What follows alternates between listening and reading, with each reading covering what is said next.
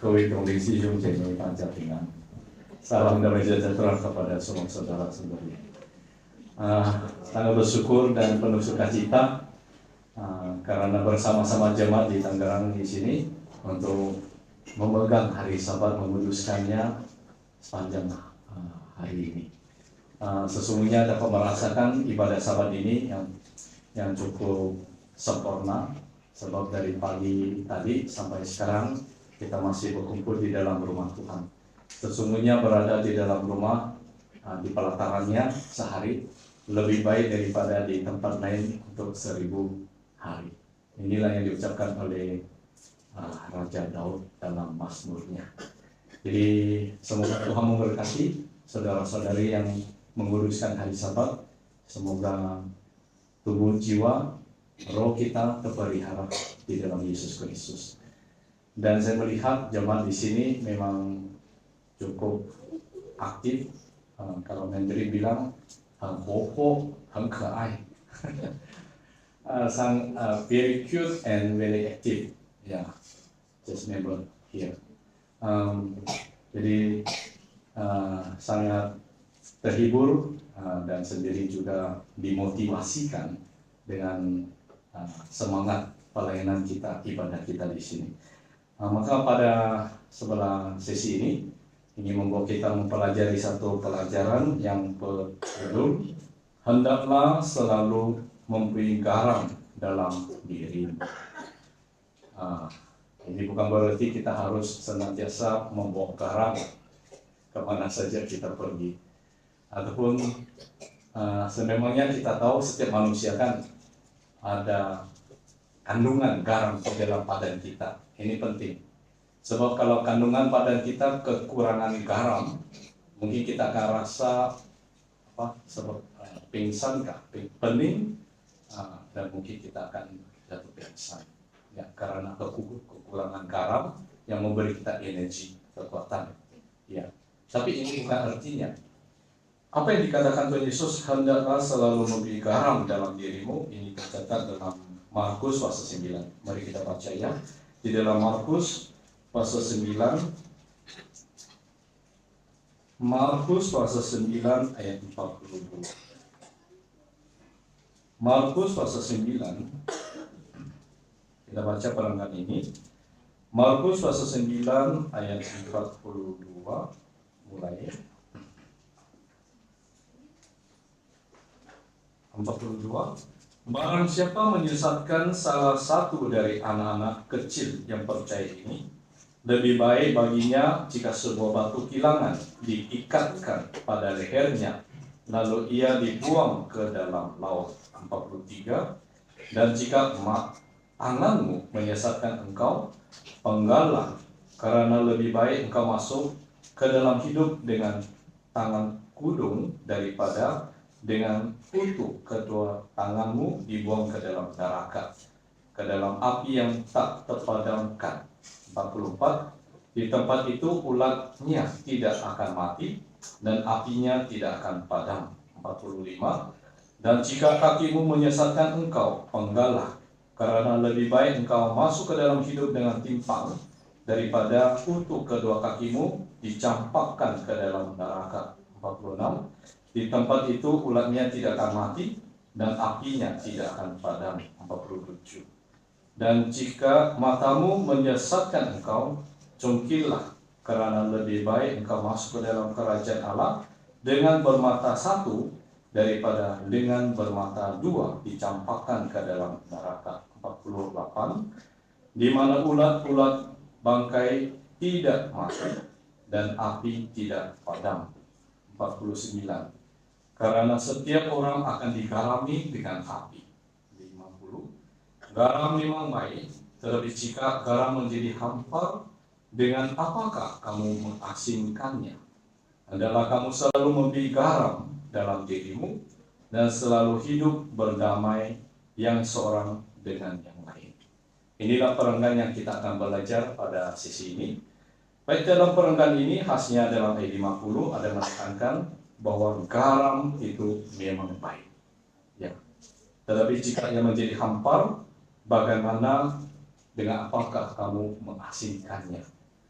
Dan kita tahu garam yang dipakai pada zaman dahulu, zaman Yesus, bukanlah kita sini sebut apa, garam halus, serbuk garam yang kita pakai. Tapi waktu itu ialah garam yang berbentuk dalam batu, ya, batu yang mengandung garam.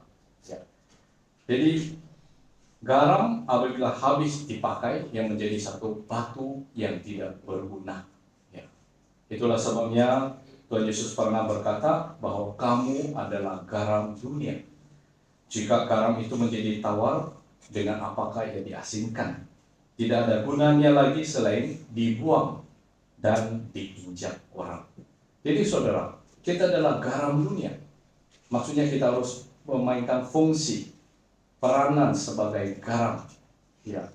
Maka kalau kita kehilangan fungsi garam, kita akan menjadi satu batu yang tidak berguna, hanya akan dicampakkan, dibuang, dan diinjak. Tidak ada gunanya. Maka garam yang banyak gunanya. Seperti kita biasanya tadi ada cooking team, ya. Cooking team yang sediakan makan sore kita, snack kita, memang paling paham, ataupun ibu-ibu yang setiap hari memasak, kita paham. Apabila kita memasak, pastinya kita perlu masukkan garam dalam sayur kita, daging kita, sup kita. Kalau tanpa garam, tawar, tidak enak dimakan. Sup kalau tidak bubuk garam ke dalamnya, masukkan garam ke dalamnya, sup tawar, tidak enak. Ya. Jadi itu adalah untuk penyedap perasa. Kalau bahasa Malaysia ya perisa, perasa. Ya. Dan selain itu, garam ini juga adalah berfungsi untuk mengawet, ya, mengasinkan sesuatu supaya makanan itu tidak menjadi mudah rusak. Seperti ikan asin, ikan masin kalau kami sana. Ya. Jadi ikan ini sudah dijeruk ataupun diawet, maka dia bertahan lama. Jadi tidak akan menjadi bau, tidak akan menjadi rusak. Ya. Jadi itu peranan garam. Dan garam ini juga ada fungsi sebagai obat, ya, untuk membunuh bakteri, ya, bakteria. Ya. Jadi kadang-kadang kalau kita rasa sakit kerongkong ataupun kita sebut sakit tenggorokan, ya, rasa katal di sini kurang selesa, kita boleh ambil air, ditaruh dalam garam, ya, dan kita kumur, ya, itu boleh melegakan rasa katal dan boleh membunuh bakteri di dalam kerongkongan kita itu. Jadi itu adalah fungsi garam. Ya. Jadi Tuhan Yesus menasihat kita, hendaklah kamu selalu mempunyai garam dalam dirimu. Jadi di dalam diri kita harus ada kualitas rohani seperti garam tadi yang membawa rasa supaya tidak menjadi tawar, yang membawa pengawetan, fungsi pengawetan supaya tidak rusak, ya, dan membawa fungsi seperti obat yang boleh membunuh bakteri, yang agar sehat. Itulah fungsi kita sebagai jemaat Tuhan di dunia ini. Sebab kita disebut kamu adalah garam dunia, ya. Jadi kita harus memainkan peranan. Ada garam dalam diri kita, baru kita boleh menjadi garam dunia. Kalau tidak, kita akan dibuang.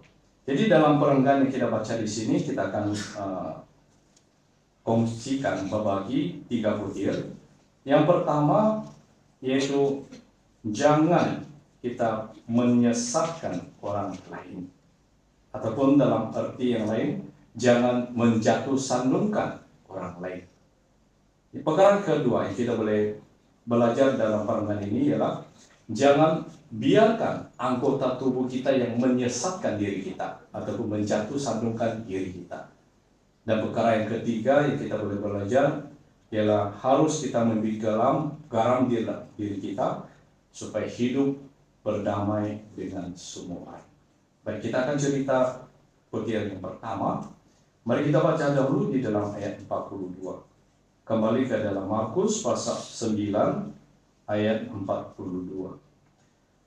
Barang siapa menyesatkan salah seorang dari anak-anak kecil yang percaya ini, lebih baik baginya jika sebuah batu kilangan diikat pada lehernya lalu dibuang ke dalam laut. Di sini ada menyentuh tentang anak-anak kecil. Siapakah anak-anak kecil di sini?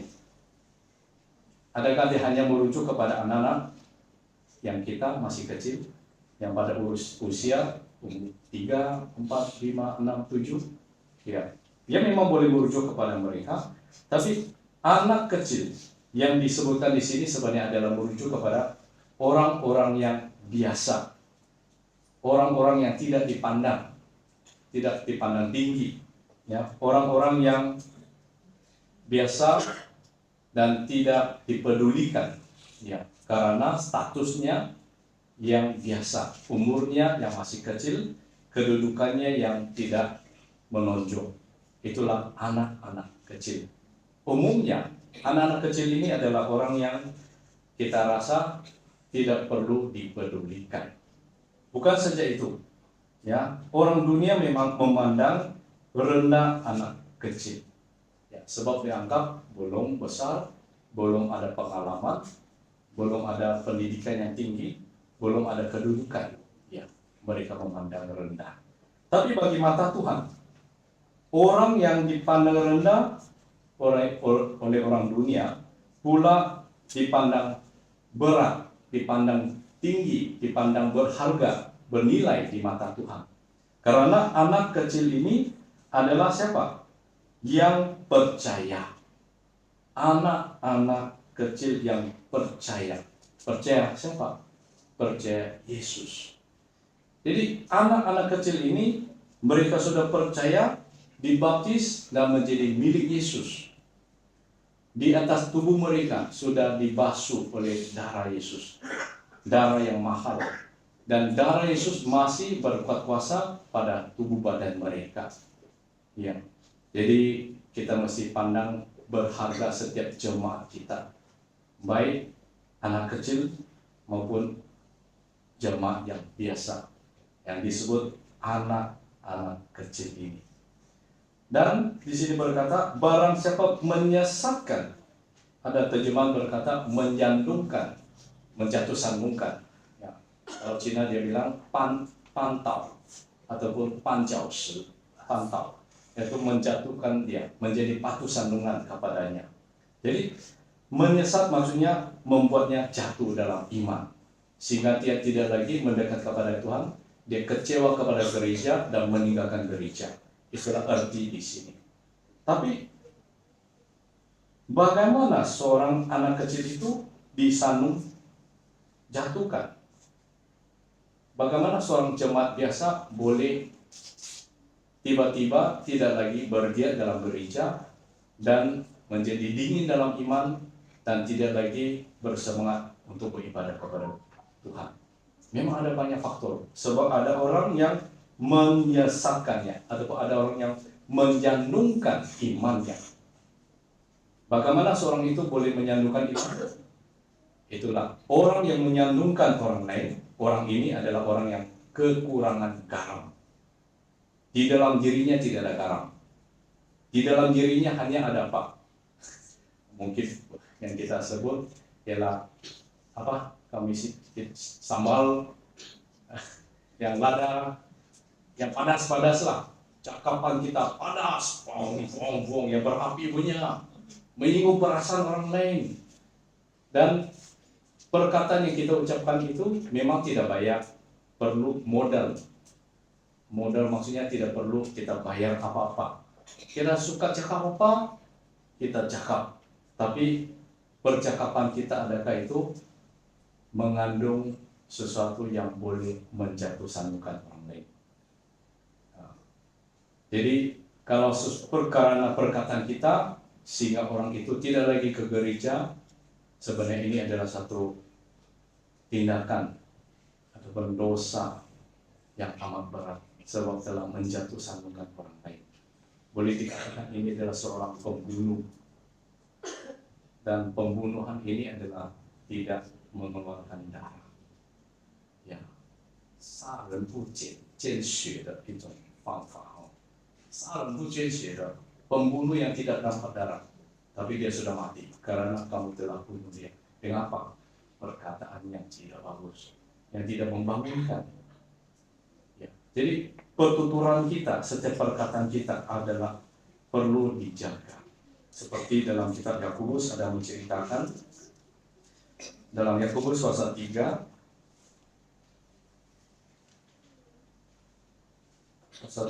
ayat 6, lidah adalah api yang merupakan suatu dunia kejahatan dan mengambil tempat di antara anggota-anggota tubuh kita sebagai sesuatu yang dapat menodai seluruh tubuh dan menyalakan roda kehidupan kita, sehingga ia sendiri dinyalakan oleh api neraka. Kita lihat, lidah ini adalah api. Nah, jadi kita macam itu dinosaur. Kalau tidak berjaga-jaga mulut kita,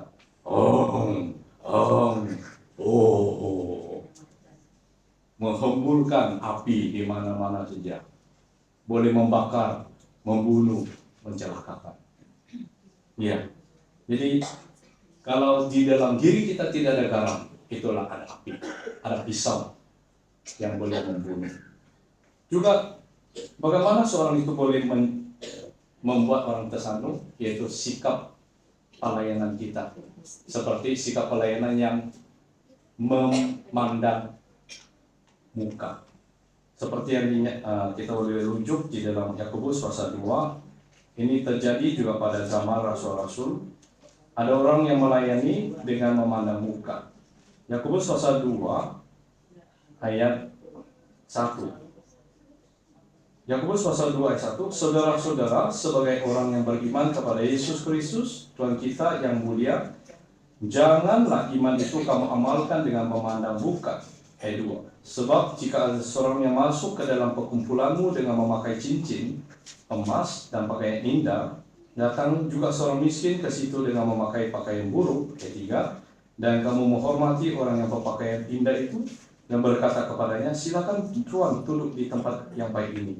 Sedang kepada orang miskin kamu berkata, berdirilah di sana, atau duduklah di lantai dekat sini, tumpang kakiku. Jadi saudara, inilah yang berlaku. Mungkin pada zaman itu pernah berlaku, tapi mungkin juga berlaku pada hari ini. Ya. Sebab layanan kita, sikap kita yang tidak adil, yang memandang muka. Nampak ada seiman yang kaya, kita respect, hormat. Nampak ada seiman yang sederhana, yang miskin, kita tidak peduli, tidak mau ngomong dengannya. Ya. Jadi itulah yang boleh menjatuh sandungkan orang lain. Jadi saudara, inilah yang harus kita jaga-jaga. Jangan menjadi seorang pembunuh jiwa kepada anak-anak kecil yang percaya kepada Tuhan. Perlu kita senantiasa selidiki diri. Adakah di dalam diri saya cukup garam yang boleh memberi kemesraan, kasih, membangun, bukannya menjatuhkan orang lain. Ini yang perkara pertama. Yang perkara kedua, dalam Markus yang kita baca tadi, perkara kedua yang kita harus ingat ialah jangan biarkan anggota tubuh kita menyesatkan ataupun menyandungkan diri kita. Di dalam pasal 9 ayat 43 sampai 47, di sini Tuhan Yesus berkata, jikalau tanganmu menyesatkan engkau, penggalah dia. Jikalau kakimu yang menyesatkan engkau, penggalah dia. Jikalau matamu menyesatkan engkau, cungkilah dia. Wah, adakah ini Tuhan Yesus sedang mengajar kita supaya mencederakan diri?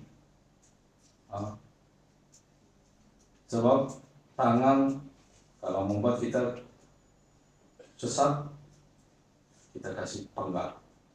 Kaki kena penggal, mata kena penggal. Kalau gitu, tiap-tiap jemaat di sini menjadi apa? Kalau kami di sana OKU, orang kurang upaya, orang cacat, yang buta satu mata, yang tidak ada satu tangan, centang-centang begini pergi ke gereja. Ini tidak memuliakan Tuhan. Jadi apa yang dimaksudkan Tuhan Yesus di sini bukannya menyuruh kita betul-betul mencederakan diri dengan secara hurufiah apa yang dinyatakan di sini. Tapi di sinilah merujuk kepada anggota yang kita hidup di dalam anggota badan ini, di dalam daging jasmani ini, memang ada keinginannya. Ada keinginan yang boleh membuat kita menurut nafsu dan jatuh di dalam dosa. Maka kita perlu melawan dosa itu, melawan keinginan itu. Kenapa seorang itu boleh berbuat dosa? Sebab sifat dosa masih ada di dalam kita. Walaupun kita sudah dibaptis, dosa sudah diampuni, tetapi keupayaan, sifat-sifat, keinginan masih ada di dalam kita. Di dalam kitab Yakobus ada menceritakan hal ini. Yakobus pasal 1 ayat 14. Yakobus pasal 1 ayat 14.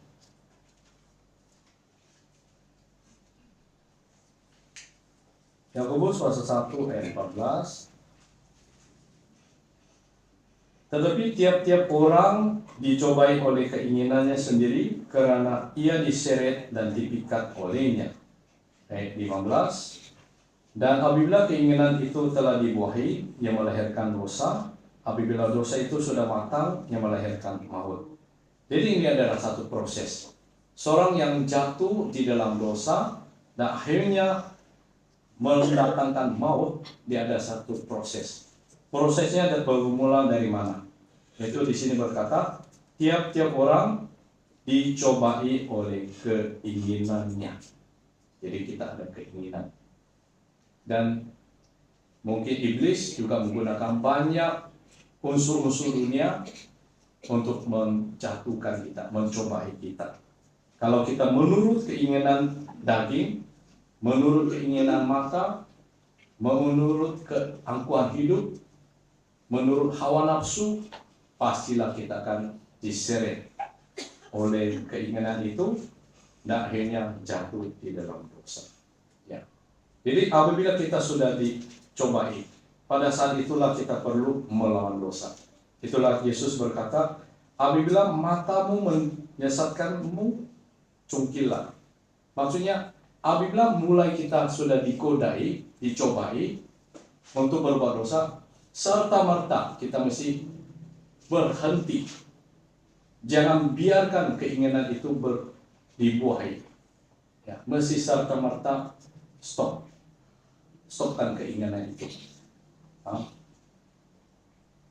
Kita lihat di dalam kitab Roma pasal 6. Roma pasal 6.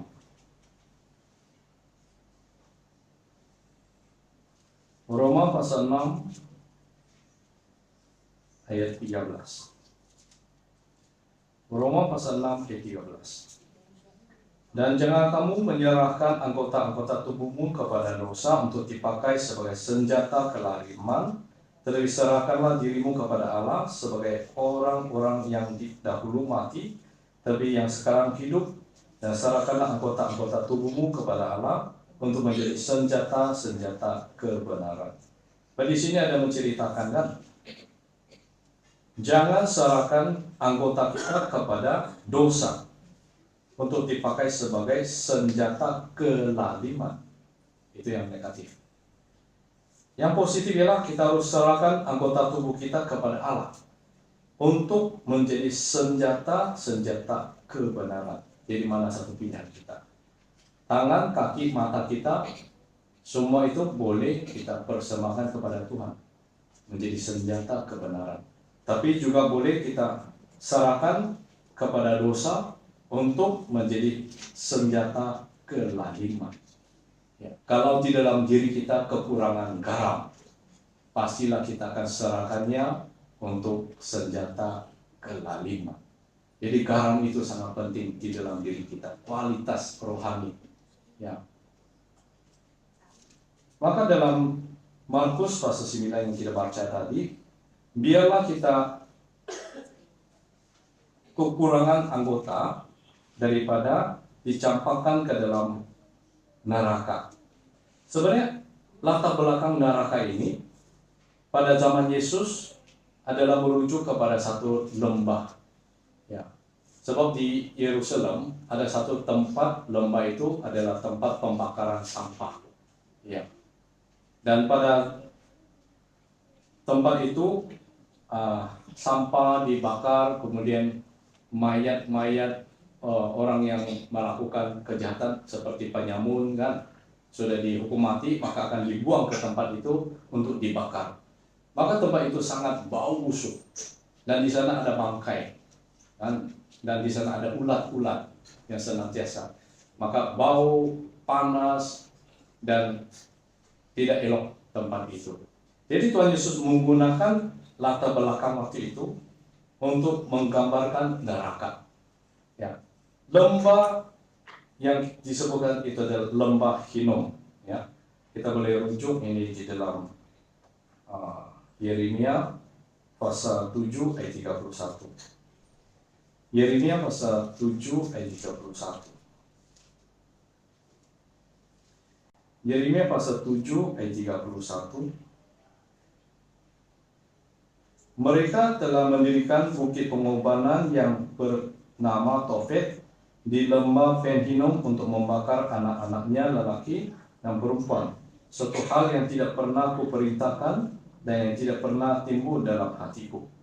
Baik, di sini adalah menceritakan pada zaman Yeremia ada orang yang telah menyembah dewa yang jijik ini. Kan dewa jijik ini sebenarnya bernama dewa Molok. Ya. Dewa Molok ini kalau mau mempersembahkan korban kepadanya bukan korban binatang, bukan kambing, bukan lembu, sapi, ya, bukan domba. Tapi korban itu adalah anak sendiri. Mempersembahkan anak sendiri kepada dewa kejijikan itu. Maka lembah Hinnom ini telah dicemari dengan penyembahan berhala. Maka sesudah itu, apabila sudah dibersihkan pada zaman Yesus, tempat ini bukan lagi menjadi tempat penyembahan dewa, tapi sudah menjadi tempat pembakaran sampah yang saya sebutkan tadi. Itulah lembah Ben Hinnom. Pembakaran sampah, pembakaran mayat yang bau busuk, dan ada bangkai, dan ada ulat.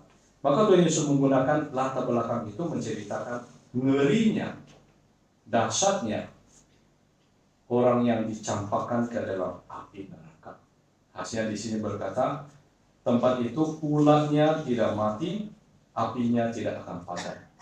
Jadi neraka yang kita boleh tahu, yang disediakan Tuhan untuk orang-orang yang binasa, bukanlah satu tempat yang ada api yang kita boleh sentuh seperti hari ini. Dan neraka yang disediakan Tuhan untuk orang-orang yang dihakimi dan iblis itu bukanlah yang ada ulat-ulat yang kita paham hari ini. Sebab sampai di zaman, bukan zaman sudahlah, sampai di alam roh itu tidak ada lagi api, Pak, yang material, ulat yang material yang kita kenal hari ini. Jadi api yang disebut di sini, ulat yang disebut di sini hanya satu ilustrasi yang boleh kita pahami. Tuhan Yesus menggunakan ilustrasi yang kita boleh paham untuk memberitahu betapa ngerinya, dahsyatnya neraka itu. Ya. Jadi kita harus berusaha terus-menerus agar jangan disesatkan oleh anggota tubuh sendiri sehingga masuk ke dalam neraka. Untuk mengelakkan diri daripada masuk ke dalam neraka harus ada garam. Bagaimana kita ada garam? Yaitu harus digarami. Ya. Selanjutnya di sini ada berkata ayat 49, karena setiap orang akan digarami dengan api. Apa maksud digarami dengan api?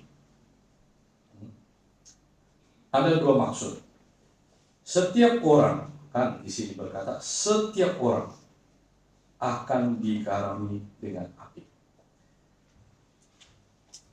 Penjelasan yang pertama boleh merujuk kepada orang yang tidak selamat.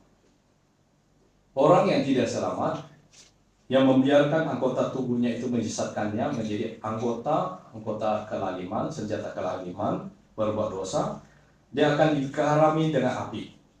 Maksudnya dia akan mengalami penderitaan buat selama-lamanya dalam api neraka. Di sana dia akan disiksa buat selama-lamanya. Itulah setiap orang akan dikarami dengan api. Orang ini adalah merujuk kepada orang yang tidak selamat. Tapi penjelasan yang kedua boleh merujuk orang yang diselamatkan. Maksudnya orang yang berazam, bertekad, berusaha melawan dosa, yang bersandar kepada Roh Kudus seperti api, Roh Kudus seperti api kan, yang bersandar kepada Roh Kudus untuk menggarami dirinya. Maka orang ini boleh mengalahkan keinginan daging, melawan dosa. Itulah arti yang kedua. Merujuk kepada orang yang bersandar kepada Roh Kudus seperti api Roh Kudus melawan dosa, sehingga dia boleh diselamatkan. Ya. Jadi tiap-tiap kita harus dikarami.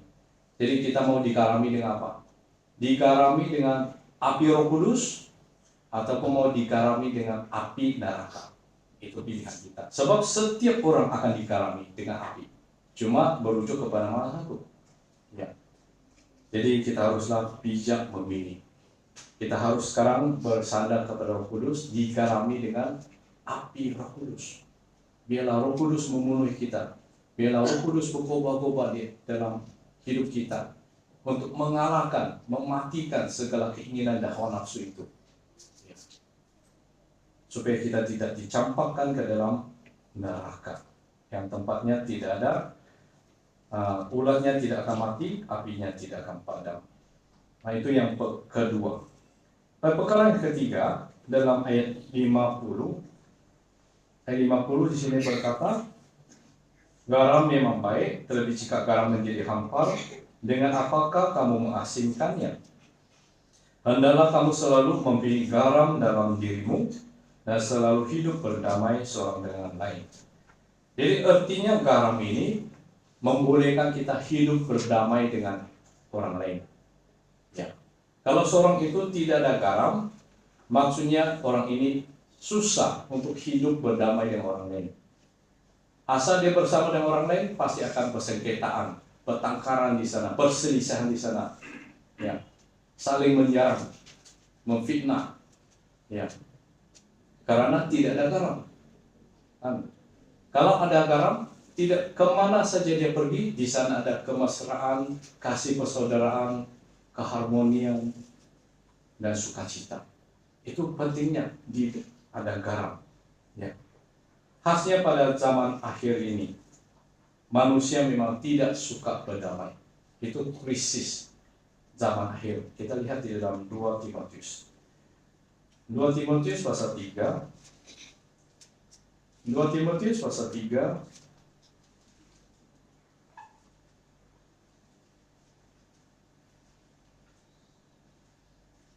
Dua Timotius pasal 3 ayat 3. 2 Timotius pasal 3 ayat 3. Di dalam ayat 1 adalah menceritakan, ketahuilah bahwa hari-hari terakhir akan datang masa yang sukar. Oke, ini ada masa yang sukar. Maka dalam ayat 3 berkata, tidak tahu mengasihi, tidak mau berdamai. Oke. Suka menjelek orang, tidak dapat mengekang diri, garang tidak suka yang baik. Baik, salah satu di sini ialah tidak mau berdamai.